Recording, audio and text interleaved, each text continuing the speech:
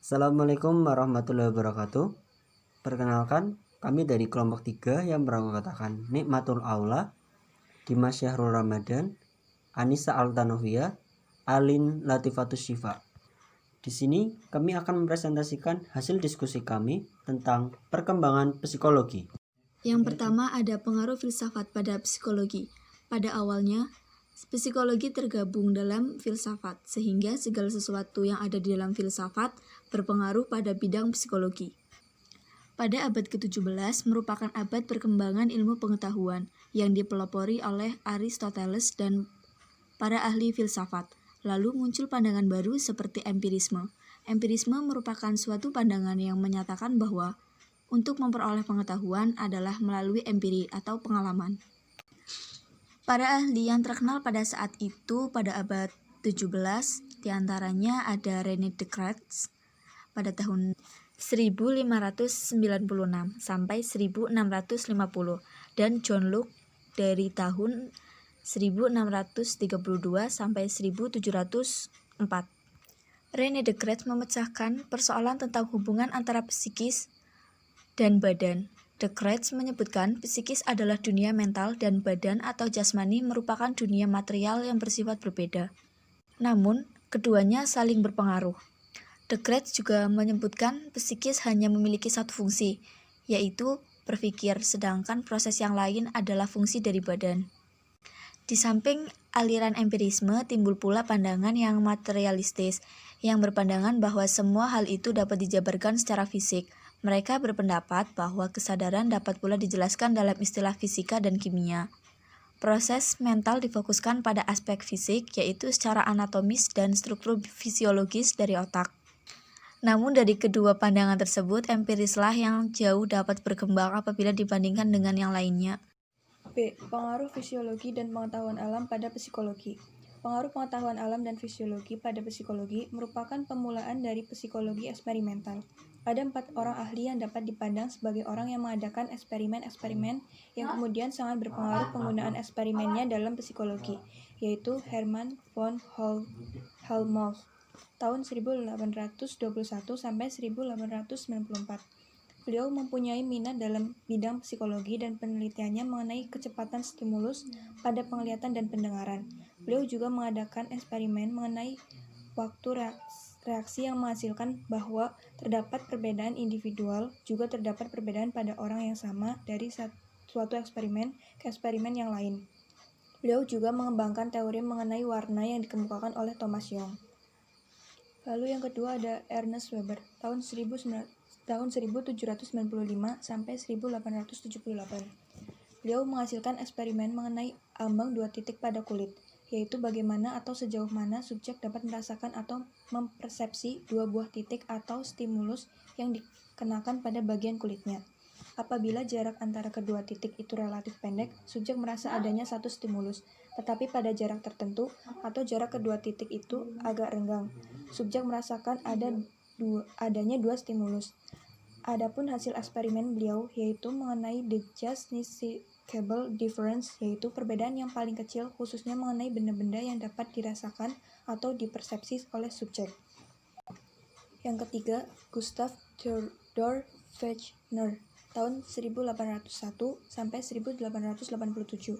Menurut Fechner, ada 2 cara untuk mengukur penginderaan, yaitu yang pertama, orang dapat menentukan apakah stimulus itu ada atau tidak, dapat diindra atau tidak.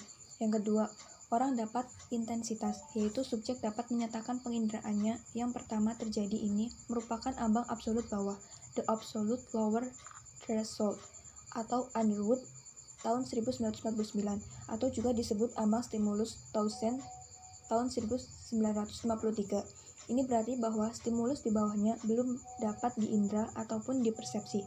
Di samping itu, Fechner juga mengemukakan pendapatnya tentang ambang perbedaan atau the difference threshold, yaitu perbedaan 2 stimulus yang paling kecil yang dapat dipersepsi oleh subjek coba. Lalu yang keempat, Wilhelm Wundt tahun 1832 atau sampai 1920. Beliau berpendapat bahwa psikologi adalah ilmu yang perlu mandiri, tidak tergantung ilmu yang lain, dan merupakan ilmu yang eksperimental, di mana dalam eksperimen Wundt didasarkan atas eksperimen-eksperimen dalam bidang fisiologi yang dapat membantu penelitian-penelitian psikologi modern. Pokok bahasan subject matter psikologi Wundt adalah kesadaran. Pandangan Wundt, kesadaran itu mencakup berbagai bagian yang dapat dipelajari bagian demi bagian, jadi dapat dipelajari dengan metode analisis atau metode reduksi. Kemudian, psikologi fungsional. Menurut James, psikologi adalah ilmu tentang mental life, mencakup baik fenomenanya maupun kondisinya. Karena itu, psikologi James dapat dipandang sebagai psikologi fungsional, yaitu psikologi yang memandang psikis atau mind sebagai fungsi atau digunakan oleh organisme untuk menyesuaikan atau adaptasi dengan lingkungannya. Karena itu, psikologi fungsional mempunyai pandangan yang berbeda dengan psikologi struktur dari Wundt dan teman-temannya. Fungsionalis mempelajari psikis tidak bertitik tolak pada komposisi atau struktur dari psikis atau struktur mental yang terdiri dari elemen-elemen, tetapi fungsi atau proses mental yang mengarah pada akibat-akibat yang praktis. D. Psikologi behaviorisme. Dengan pendekatan perilaku, seorang ahli psikologi mempelajari individu dengan cara mengamati perilakunya dan juga mengamati kegiatan bagi tubuh. Pendapat bahwa perilaku harus merupakan unsur subjek tunggal dalam psikologi mulai diungkapkan oleh seorang ahli psikologi Amerika, yaitu John B. Watson pada tahun 1900-an. Sebelum itu, psikologi diartikan sebagai studi mengenai kegiatan mental dan datanya terutama diperoleh melalui observasi diri dalam bentuk introspeksi. Introspeksi mengacu pada observasi dan pencatatan pribadi yang cermat mengenai persepsi dan perasaannya sendiri. Introspeksi dimulai dengan laporan mengenai kesan yang diterima indera sampai timbulnya rangsangan, contoh sinar lampu. Kemudian, sampai pada penyelidikan mengenai pengalaman emosi, misalnya selama terapi psikologi. Watson berpendapat bahwa introspeksi merupakan pendekatan yang tidak ada gunanya. Alasannya ialah jika psikologi dianggap sebagai suatu ilmu, maka datanya harus dapat diamati dan diukur. Hanya Anda sendiri yang dapat mengintrospeksi pengamatan dan perasaan Anda, tetapi orang lain dapat mengamati perilaku Anda. Watson mempertahankan pendapatnya bahwa hanya dengan mempelajari apa yang dilakukan manusia, yaitu perilaku mereka, memungkinkan psikologi menjadi ilmu yang objektif. Behaviorisme, sebutan bagi aliran yang dianut Watson, turut berperan dalam pengembangan bentuk psikologi selama awal pertengahan abad ini, dan cabang perkembangannya yaitu psikologi stimulus respons atau rangsangan tanggapan masih tetap berpengaruh. Hal ini terutama karena hasil jerih payah seorang ahli psikologi dari Harvard, P.F. Sandberg. Psikologi stimulus respons atau singkatannya psikologi SR mempelajari rangsangan yang menimbulkan respon dalam bentuk perilaku, mempelajari ganjaran dan hukuman yang mempertahankan adanya respon itu, dan mempelajari perubahan perilaku yang ditimbulkan karena adanya perubahan pola ganjaran dan hukuman. Skinner, 1981. Psikologi stimulus respons tidak memasalahkan apa yang terjadi dalam organisme, sehingga aliran ini kadang-kadang disebut pendekatan kotak hitam atau black box approach. Kegiatan sistem saraf dalam konteks dapat dikatakan diabaikan atau dihalangi dari pandangan. Para ahli psikologi SR mempertahankan pendapat bahwa ilmu psikologi secara ketat dapat mendasarkan diri pada hal-hal yang masuk ke dalam kotak itu dan pada hasil yang keluar tanpa memikirkan kegiatan yang terjadi di dalamnya.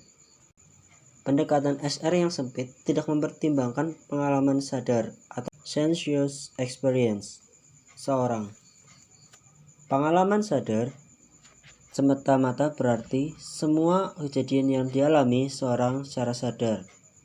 Anda tahu bagaimana rasanya kalau marah, takut, atau gembira. Seorang pengamat dapat menimbang dan melihat perilaku Anda. emosi mana yang sedang Anda alami, tapi proses sadar, yaitu kesadaran emosi yang sebenarnya, hanya Anda yang memilikinya. Sekarang, hanya sedikit ahli psikologi yang menganut paham behaviorisme yang sempit.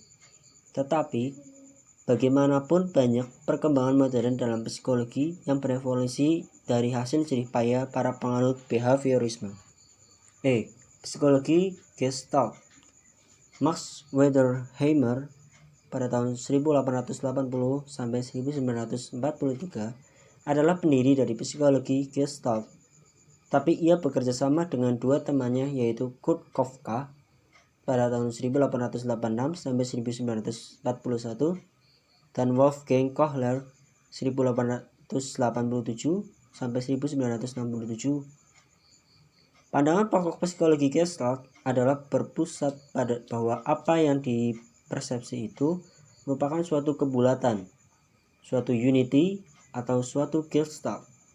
Psikologi Gestalt semula timbul berkaitan dengan masalah persepsi, yaitu pengalaman Wertheimer di stasiun kereta api yang disebutnya sebagai fenomena.